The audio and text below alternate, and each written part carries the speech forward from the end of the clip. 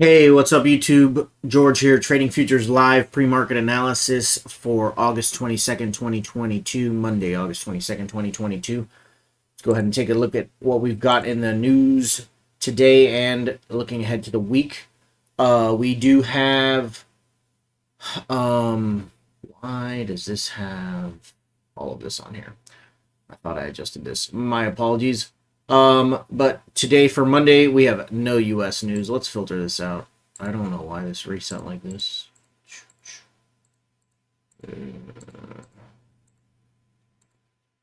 Right. Monday, nothing. We got nada. But we do have Flash Services PMI tomorrow at 9:45. So we will have news during the live trading session. And that'll be the first major news event on the day, which should be interesting. Normally we have like 8:30 news, and then follow up 9:45 and 10 a.m. news. So we should get pretty good movement from that. It being the major news event on the day at 9:45. Quarter-over good orders on Wednesday. We do have GDP quarter over quarter. Now, this is a review. Analyze change of value. Oh, no. Okay. I think this is a an adjustment to whatever the actual GDP was a couple weeks ago. We also have unemployment claims. Those are all at 8:30. And then the Jackson Hole Symposium starts, where all the Fed presidents meet, along with other billionaires and CEOs in the U.S. We've got Core PC Price Index on Friday, and Powell speaking at 10 a.m. after during the Jackson Hole Symposium. It's a few days. It's at least the 3 days. I'm not sure if it extends further though. Might end on Saturday. And so decent amount of news, just we have nothing today. So if we take a look at the markets overnight, we'll notice that we already had a huge move in the overnight. All of the four major indexes here on the left. The ES, this is Friday's close. The red dotted lines are Friday's close, and you'll notice we are down and down tremendously. Not necessarily tremendously, but we are down quite a bit. Let's go pre-market US. 1% on the Dow, 1.18 S&P futures, 1.5% on the Nasdaq futures. I actually tried to trade this last night, but my order did not get filled. I was trying to grab this short here.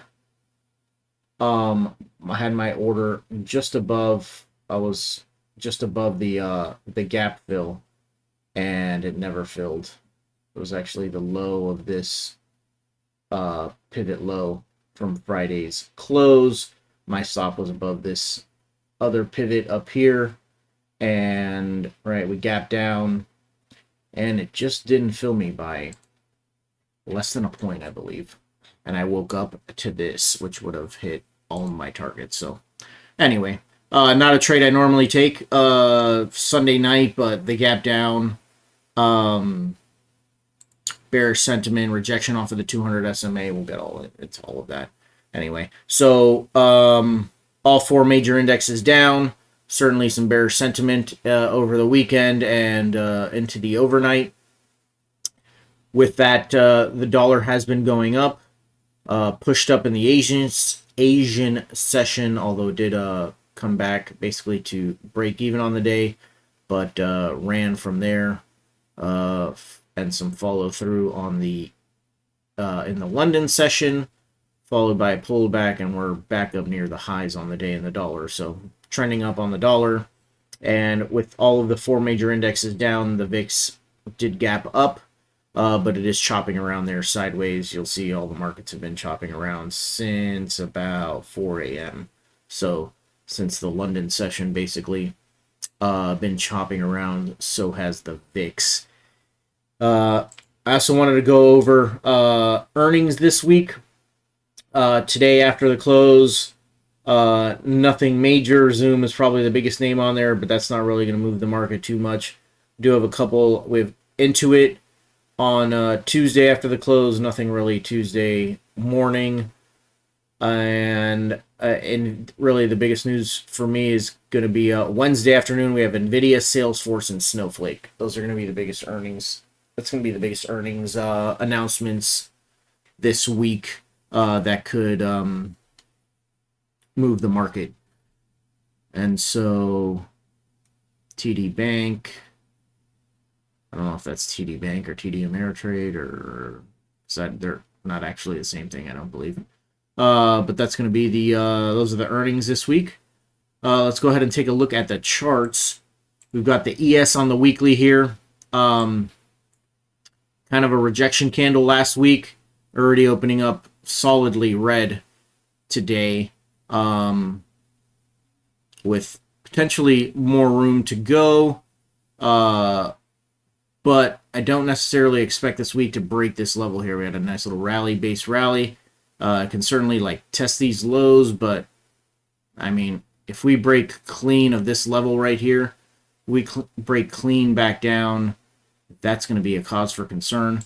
This level now that we've created that high there, though, this level is now going to be moved down to these lows, the lows of these two doji candles here, and we can even move the high back down to there. So we're pulling back into a range right now, into a level.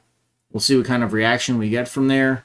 Do we test these highs again, or do we test these lows and kind of chop around later on in the week? We do have, again, pretty good news later on in the week, so we could rip right through there. If we, for whatever reason, rip right through there, no bueno. But anyway, I am still bearish on this time frame, right? We have this is finally creating a pivot here, a new high. So we would technically have a higher high, higher than this high. There, for me, we did break that level. I need a higher low, and then we need to break this pivot. So I'm still very bearish on this time frame, especially back now off of this rejection candle.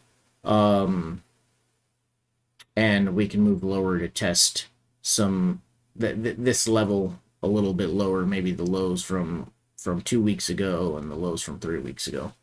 And so some room to go there. I could see it's about 100 points to the lows from 3 weeks ago. And so that's the weekly. Take a look at the daily. We talked last week about the 200 SMA up here, the red line, rejected clean off, spiked above it, closed below, retested it this next day, closed red, never even came back to it, and then Friday we closed red. A lot of that movement, though, was in the overnight, which was a little frustrating. Kind of same as today, getting a nice strong move to the downside, but all in the overnight. And this is the 200 EMA. So we're coming now back down, testing this 200 EMA, and we will see what kind of rejection we get off of that level. I need to make an adjustment. I'm going to make an adjustment here to this level here on the daily. We can bring this down now. I'm even going to bring it a little bit lower, down to there. Okay, so coming into a level here on the daily as well. It's essentially the same level as on the weekly. So right now we're in between these two levels. Technically, this is demand, so we're going to want to be careful there not to get too aggressive on our shorts. There was a huge accumulation of orders here. This is an area where price likes to hang out here on the ES. Huge accumulation here, huge accumulation here. So we can maybe see this popping into this level today and spending a good amount of the week just chopping around in here, waiting for Jerome Powell to speak on Friday, waiting for those GDP numbers on Thursday, waiting for the PCI on, when was PCI is tomorrow, but waiting on the GDP and whatnot on Thursday, and then Powell's reaction maybe to the GDP and PMI on Friday. So could have a choppy week with that. We go ahead and take a look at the 60-minute. We've got some levels marked out here. You'll see the candles are very small because we needed to go back quite a few days and weeks here to check on some levels. And so we are here with price. You'll see price broke down in the overnight and has been chopping around for the last 4 or 5 hours.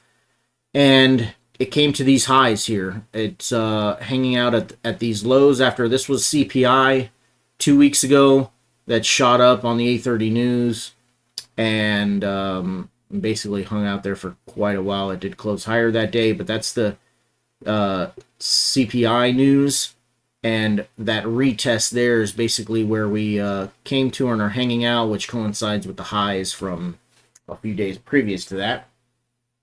Below that, we've got some more highs here that I have a level marked off at, and then below that is where CPI took off from.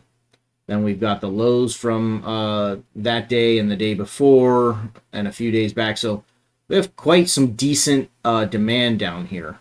Quite a few levels of decent demand, and that's why I say we can see price chop around for a while, coming to some of these demand levels, popping back up, finding some pretty decent demand, coming back down. We've got this run in the overnight. Granted, there wasn't high volume in this, but that's a heck of a drop right there in 1 hour. We'll see what happens now, but we've got demand there. We've got demand from Friday's lows. We've got demand from the high of the RTH here, or supply, sorry, of the RTH high here on Friday. And then we have the highs basically of Thursday and Friday, and then the highs on the week from last week. So decent levels of supply and demand. We've already moved a decent amount. We haven't completed the daily ATR. We've gone about 40 something points, I want to say 46 points so far on the ES. Daily ATR right now 64, so that's only about 18 points left on that. If this does want to drop down though, if we do get a push to the downside, we could smoke through those 64 ATR points quite easily and end up at 100 or 120 today, down near, let's see, the highs are 223, and I mean we could come and scream right through this CPI news and come and test these two levels down here, which would put us at about 100 on the ATR. So I'm not going to be overly cautious on the ATR today. Certainly bearish sentiment, gapping down, rejections. Everyone's been talking about when the pullback was coming, and I don't expect this move to be the pullback. The pullback to me needs to be a bit deeper into this level and a real test of this level if we're going to go back up. And if we're not going to go back up, then we can ride the bearish sentiment that there is right now, especially off of this 200 SMA. If we take a look at the NQ real quick, well, let's go back to the ES. So as usual for me, my if-then statements here. Although I'm going to be looking more so to play the ranges, I feel like today, unless we get a nice clean break to the downside. But if the market goes long early in the session, I'd likely be looking more so for reversals off of my supply zones up here. So if we get a move to the upside, likely be trying to take it back down. If it holds below any of these levels here, right, pushes up into them, starts to hold below, and we get rejected off.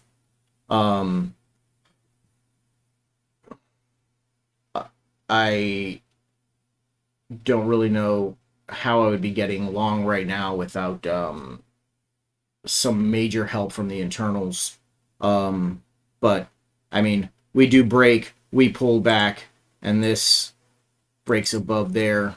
I mean, now we're talking bullish sentiment in the market. And so I would still need to be cautious with these supply levels up here. But if we start breaking a bunch of levels to the upside and we get a nice some exhaustion here and a nice pullback, and then we break above that high again, I mean, that's a signal that the market wants to go up in the regular trading hours. That it wasn't happy that that we had this drop without them in the overnight, and so maybe we want to come up and retest these highs. So that would be really the only way that I'd be looking to get long, at least if we get a breakout to the upside early on. And then to the downside, I'm going to be a bit more aggressive on the shorts. If we get a breakdown, I'm going to be trying to get in on any type of pullback, to tell you the truth, really. On a micro pullback and try to not get left behind like I did last week. And so that'd be mostly what I'm looking at. Although if it comes into any of these levels, right, we get rejected off and then we start to hold above, I could take it long from these levels as well. Right, and so those are going to be my if-then statements here on the 60-minute. And that'll do it. We will catch you guys shortly.